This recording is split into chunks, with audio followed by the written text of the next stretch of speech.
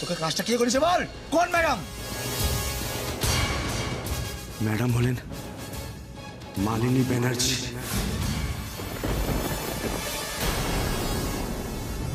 উনি আমাকে টাকা দিয়েছিলেন ফ্যাক্টরিতে বোম প্ল্যান্ট করার জন্য। আমার কোনো দোষ নেই স্যার। এই মিথ্যে বলিস না, একদম মিথ্যে বলিস না। স্যার বিশ্বাস করুন আমি মিথ্যে বলছি না। মালিনী ম্যাডাম আমাকে বোম প্ল্যান্ট করতে বলেছিল। আমার মিথ্যে বলছে, আমার মিথ্যে বলছে। সোমরাজবাবু, আমি বুঝতে পারছি এই সমস্তটা শুনে আপনার বিশ্বাস করতে কষ্ট হচ্ছে, কিন্তু কি করব বলুন তো। আপনাকে এর আগেও আমি এই কথাগুলো বহুবার বলার চেষ্টা করেছি, কিন্তু আপনি বিশ্বাস করতে পারেননি। আপনার মায়ের প্রতি ভালোবাসা, বিশ্বাস, ভরসা সব কিছু থেকে না করতে পারাটাই স্বাভাবিক। কিন্তু কি বলুন তো, এতদিন এত কিছু শোনার পরে একটু হলেও কিন্তু আপনার ওই চোখের সামনের পর্দাটা নড়েছে। কারণ সত্যির খোঁজ তো আপনিও করেছেন, তাই না? নিজের অজান্তেই। ইনফ্যাক্ট আজকেও তো আপনি সত্যির খোঁজেই এখানে এসেছেন। তাই বলছি, সত্যিটা যতটাই কষ্টদায়ক হোক না কেন আপনাকে শুনতে হবে। আর সত্যিটা শুনে না হয় যা ডিসাইড করার করবেন।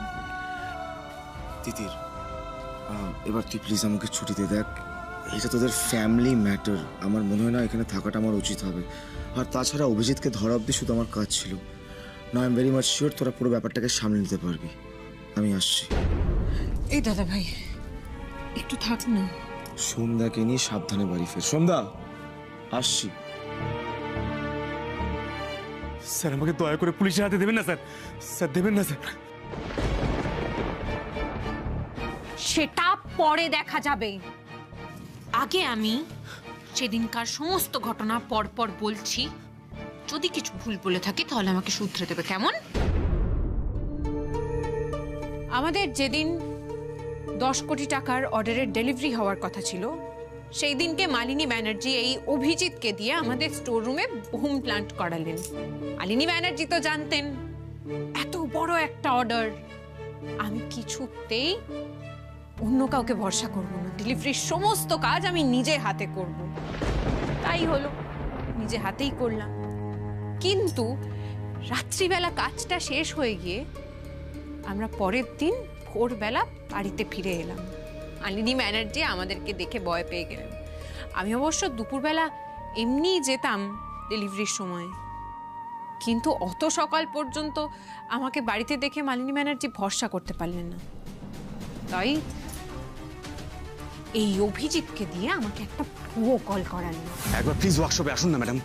কেন বলো তো, কি হয়েছে? ম্যাডাম স্টোরে 10টা মালের পেটি কম আছে। আর আমিও সেই টেনশনে চলে গেলাম ফ্যাক্টরিতে। আর ফ্যাক্টরিতে যাতে শুধুমাত্র আমিই যাই সেইটার জন্যই কিন্তু মালিনী ব্যানার্জি রাজ্য বৌদি ভাইয়ের অ্যানিভার্সারির ফুল, কেক এইসব আনানোর জন্য আপনাকে দূরে পাঠিয়ে দিলেন। প্রথমে চলে যাবি রাজারহাটে, ওখানে একটা ফুলের দোকান থেকে সাদা গোলাপ নিতে হবে রাজ্যের জন্য।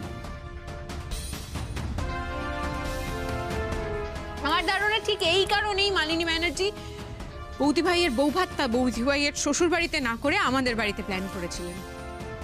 কিন্তু সবটা তো মালিনী ব্যানার্জির প্ল্যান অনুযায়ী হলো না। তিতির, হ্যাঁ তিতির। আমরা দুজনেই গিয়ে পৌঁছালাম ফ্যাক্টরিতে। আর সারা রাত কাজ করে আমার শরীর খারাপ হওয়ার কারণে আপনি আমাকে যেতে দিলেন না। আপনি গিয়ে পৌঁছলেন স্টোর রুমে। আর আপনাকে স্টোর রুমে দেখে ভয়ে পেয়ে সেদিনকে অভিজিৎ এক্স্যাক্টলি কি করেছিল আপনার মনে আছে তো সোমরাজবাবু? কি স্যার আপনি? আমি কেন, কোনো অসুবিধা আছে? আমাকে বারবার বাইরে নিয়ে যেতে চাইছিল, বলছিল স্যার বাইরে চলুন, বাইরে চলুন, বাইরে চলুন বলছিল শুধু। চলুন না স্যার প্লিজ, একবার গিয়ে দেখি। ঠিক আছে, এসো। আর আমাকে বারবার মারার জন্য ওই স্টোর রুমে নিয়ে যাওয়ার চেষ্টা করছিল এই অভিজিৎ। সোমরাজ স্যার আপনাকে খুঁজছে, উনি স্টোর রুমে আছেন। Store room? আপনি যান। Thank you. তারপর মুনমুনদের ফোন এলো, আপনার ফোনে। মুনমুনদে বলল ওই স্টোর রুমে বোম ফিট করা রয়েছে আমাকে মারার জন্য। আপনার স্ত্রীকে মারার জন্য স্টোর রুমে বম ফিট করে রাখা রয়েছে। ওসব মুনমুন্দে তো আপনার সামনেও পড়ে বলেছে এই সবটা মালিনী ব্যানার্জির কারসাজি, বলেনি?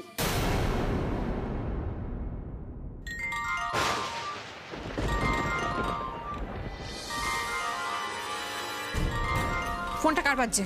কে ফোন করেছে? বের করো ফোনটা, ফোনটা বের করো। কে ফোন করেছে দেখো। কে ফোন করেছে উত্তর দাও, লোকাচ্ছ কেন? মালিনী ব্যানার্জি।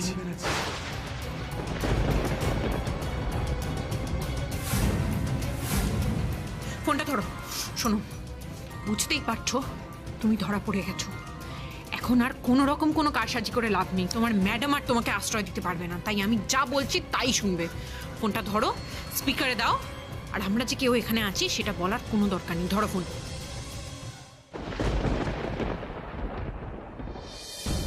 আমি যতদূর মালিনী ব্যানার্জিকে আজ অব্দি চিনতে পেরেছি, উনি আবার ফোন করবেন।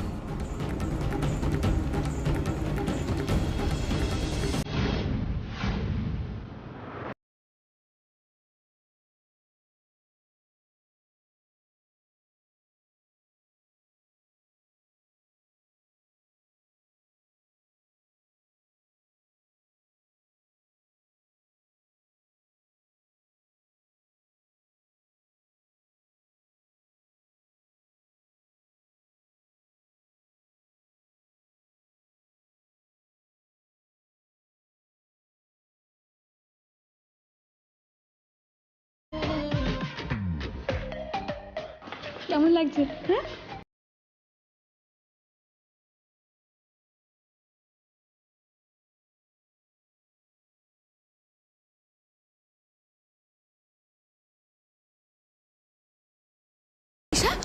ভেতরে চল। না না না সুপর্ণা, আমার এগুলো ভালো লাগছে না, আমি বাড়ি যাব। আরে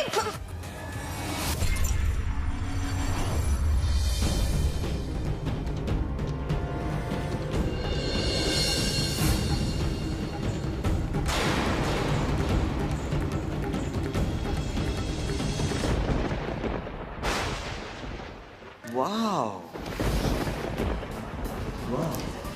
ওয়াও, চশমা পরেও দেখতে পাচ্ছ না? হ্যাঁ, ধাক্কা খেয়ে গেলে? দেখ, ইচ্ছা করে তোকে ধাক্কা দিয়েছে অভি। হতেই পারে, হতেই পারে, হতেই পারে। না হলে এই গাইয়া মেয়েকে আর কে দেখবে, তাই না? অভি অভি অভি অভি প্লিজ। হ্যালো হ্যালো প্লিজ অভি।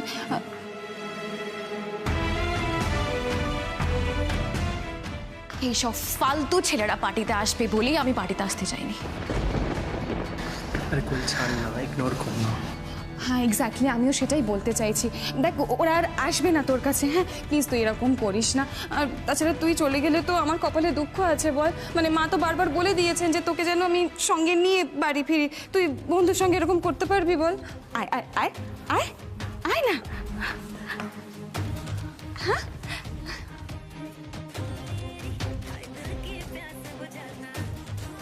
কি করি এখন আমি? বাজে ছেলে মেয়েদের আড্ডা সব।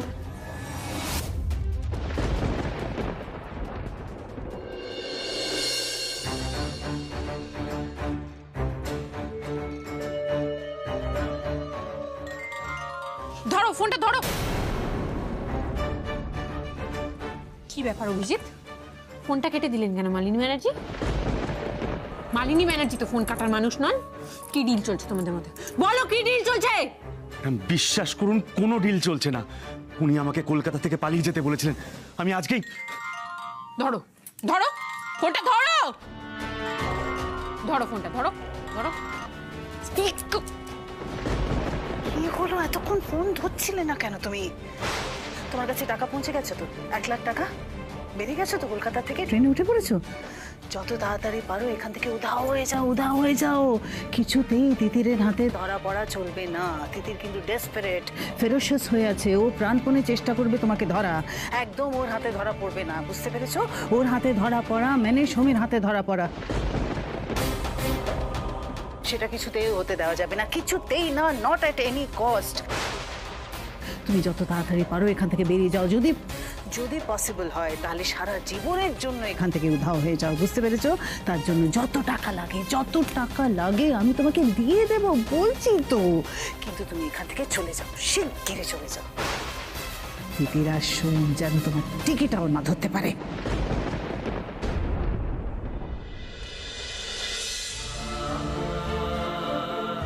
আমি জানি এই মুহূর্তে আপনি মৃত্যু যন্ত্রণার চেয়েও বেশি কষ্ট পাচ্ছেন সুরজবাবু। আমাকেও বিশ্বাস করা যে খুব কঠিন, তবু এই একবার যদি কষ্টটা সয়ে নিতে পারেন তাহলে সারা জীবনের কষ্টের থেকে মুক্তি।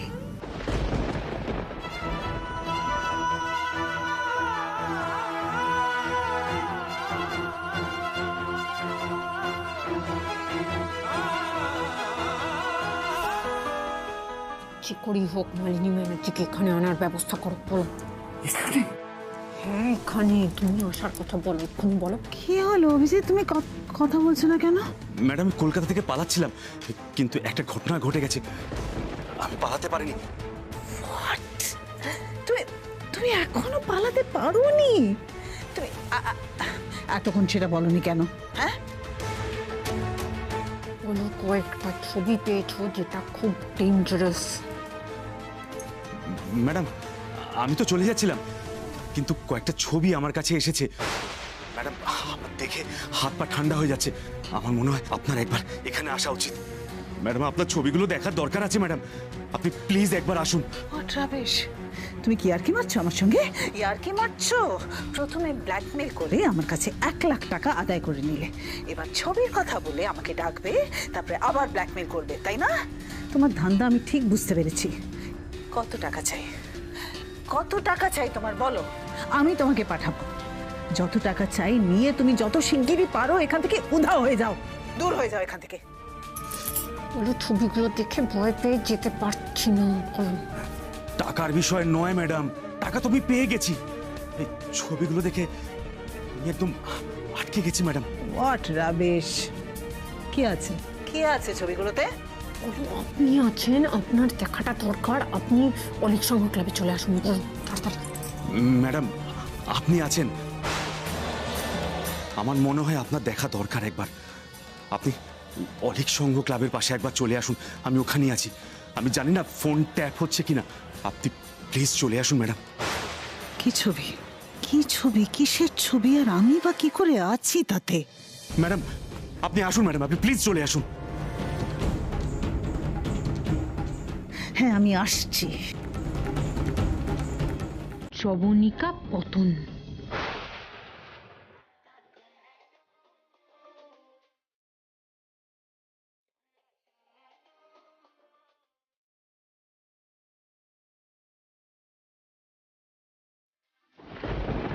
সুপর্ণা বাড়িতে চল, অনেকক্ষণ হয়ে গেছে, ফিরতে তো সময় লাগবে নাকি? আর এটা তো আর পাশের পাড়া না, প্লিজ এবার চল। আরে আরে হয়ে তো গেছে, এরকম করছিস কেন বলতো? বাস আর 2 মিনিট। হ্যাঁ আর 10 মিনিট অপেক্ষা করব, এরপর আমি নিজেই বাড়িতে চলে যাব। তোমার হাতে ফাঁকা কেন? না আমি সব খাই না। হ্যাঁ এক্স্যাক্টলি, একটা ড্রিঙ্ক নে না, মানে অ্যাটলিস্ট একটা মকটেল তো ট্রাই কর। আমি তো বলছি আমি এখানে কিছু খাবো না, আমি এখানে জলটা খাবো না, তুই প্লিজ চল বাড়িতে। Excuse me, guys. Excuse me. I think you all know that যে আজকের এই পার্টিটা আমি থ্রো করেছি। হ্যাঁ জানিস তো হ্যাঁ, I am the sponsor.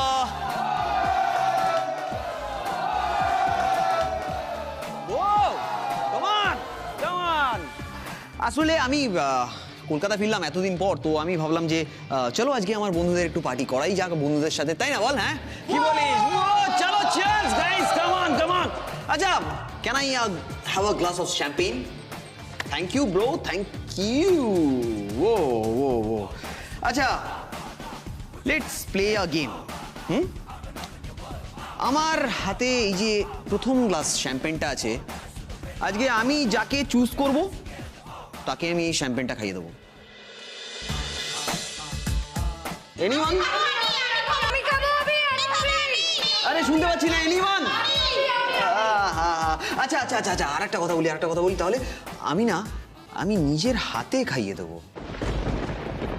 Anyone anyone anyone yes yes yes yes yes কে খাবে হ্যাঁ কে খাবে কে খাবে কে খাবে কে খাবে কে খাবে হ্যাঁ anyone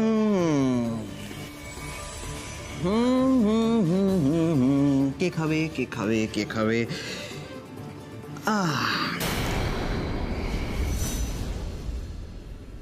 This is for you.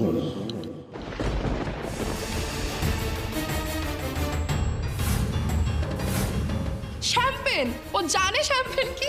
This is for you only. Please, ma'am.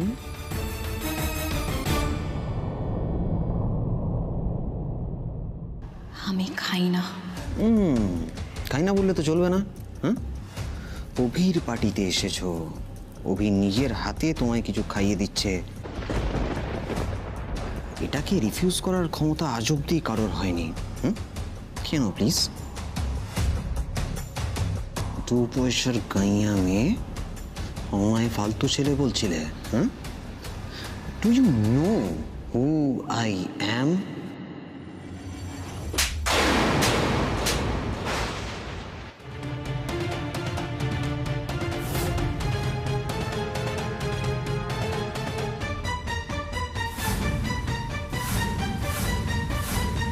আপনি কে সেটা আমার জানার কোনো দরকার নেই, কিন্তু আমি যখন একবার বলেছি যে আমি খাবো না, আমার বিরুদ্ধে গিয়ে আমাকে কেউ খাওয়াতে পারবে না।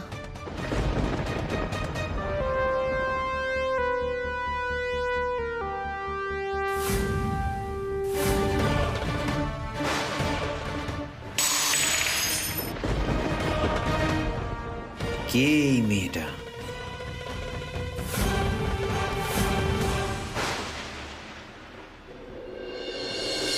অভিজিৎ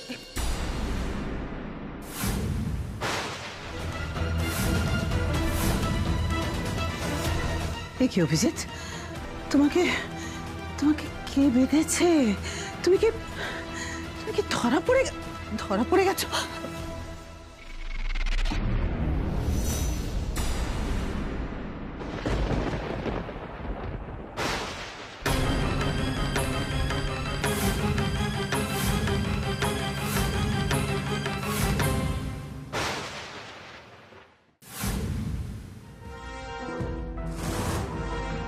আপনার সমস্ত খেলা আজকে শেষ হয়ে গেছে মিসেস মালিনী ব্যানার্জি। খেলা কোন খেলার কথা বলছো তুমি তিতির আমি কোনোদিনও কোনো খেলা খেলি না এখন এসব নাটক করে আর কোনো লাভ নেই মালিনী ব্যানার্জি। আপনার পর্দা ফাঁস হয়ে গেছে। আর কে করেছে বলুন তো? আপনার এই সাগরেদ, যাকে আপনি টাকা দিয়ে বুম ফিট করে রাখতে বলেছিলেন স্টোর রুমে। সে সমস্তটা নিজ মুখে স্বীকার করে নিয়েছে, প্রমাণ সমেত। মালিনী ব্যানার্জিকে ফাঁসানোর চেষ্টা হ্যাঁ মালিনী ব্যানার্জিকে কেউ কোনোদিন ফাঁসাতে পারেনি, ফাঁসাতে পারবেও না। আমার কাছে টাকা খেয়ে আমার সঙ্গে প্রতারণা। প্রতারণার কথাটা আপনার মুখে একদম মানায় না। আপনি তো সব থেকে বড় প্রতারক। আপনি নিজের বৌমাকে মারার জন্য ফ্যাক্টরিতে বোম ফিট করে রাখলেন। আপনি নিকৃষ্ট একজন মানুষ। আমার ভাবতেও ঘৃণা করছে। ছি ছি ছি ছি ছি। দাঁড়ান, ওকে কি মারতে যাচ্ছেন আপনি? ওকে মেরে কোনো লাভ নেই। আপনি নিজে একবার ভেবে দেখেছেন আপনাদের কোম্পানির জন্য যারা কাজ করে সেই সমস্ত লোক ওই বোমটা ব্লাস্ট করলে তাদের কত বড় ক্ষতি হতে পারত? তিতির তোমার মতন বোকা আমি নই তিতির। এতগুলো ওয়ার্কার মারা গেলে তাদের কম্পেনসেশন দিতে হবে তো, সেজন্য আমি তাদের আগেই সরিয়ে দিয়েছিলাম।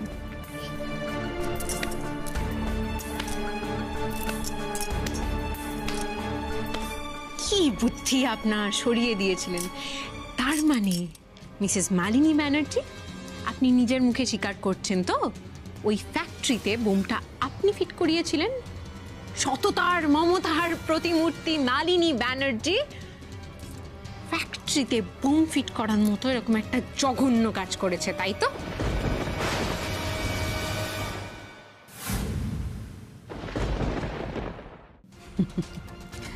তোমাকে মারার জন্য আমি যে কোনো জঘন্য কাজ করতে পারি। I can go to any extent. আজ নয় কাল আমি তোমাকে মারবই তিতির। মেরেই ছাড়বো। ও হ্যাঁ, তুমি কি জানো ছবি টবির কথা বলছিলে না? হ্যাঁ, কি একটা ছবি আছে। কোথায় কোথায় ছবি কোথায়? দেখাও দেখাও। এখন আপনি যখন নিজ মুখে স্বীকারোক্তি করেই নিয়েছেন তখন আর ছবি টবির কোনো দরকার নেই। সত্যি কথা কি জানো দিদি, ছবির কথা শুনে না আমি ইনিশিয়ালি একটু ঘাবড়ে গেছিলাম। তারপরে ভেবে দেখলাম আমি তো এমন কোনো কাঁচা কাজ করিনি যেটার ছবি তুলে তুমি আমাকে দোষী প্রমাণ করতে পারবে। আর সেরকম কোনো ছবি থাকলে তুমি তো সবার আগে গিয়ে সোমরাজকে দেখাতে, তাই না?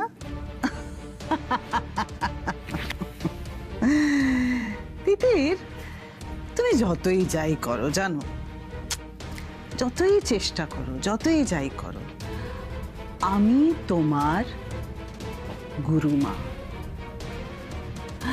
আর গুরুমারা বিদ্যে তুমি এখনো রপ্ত করতে পারোনি। যতই চেষ্টা করো, তুমি হাজার চেষ্টা করলেও সোমকে কনভিন্স করতে পারবে না যে তার মা ফ্যাক্টরিতে বম ব্লাস্ট করেছে। কিছুতেই কনভিন্স করতে পারবে না।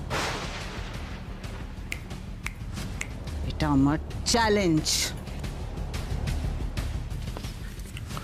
কেন করলে মা এরকম? কেন করলে?